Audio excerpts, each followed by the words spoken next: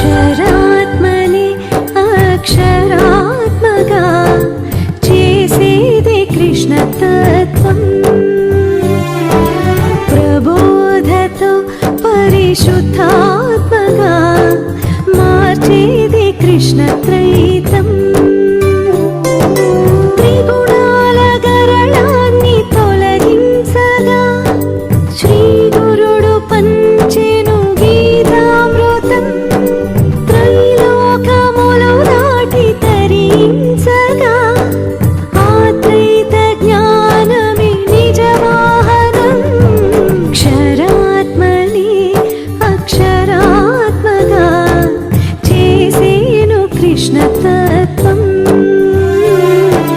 ప్రబోధతో పరిశుద్ధాత్మగా మార్చేను కృష్ణత్రైతం.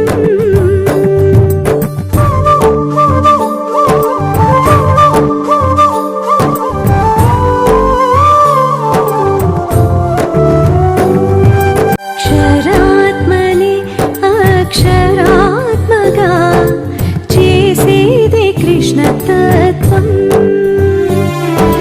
ప్రబోధతో పరిశుద్ధాత్మగా మార్చేది కృష్ణత్రైతం.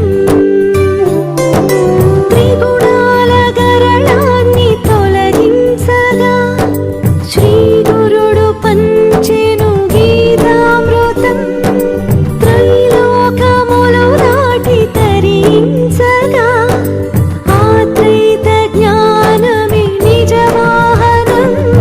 అక్షరాత్మని అక్షరాత్మగా చేసేను కృష్ణతత్వం. ప్రబోధతో పరిశుద్ధాత్మగా మార్చేను కృష్ణత్రైతం.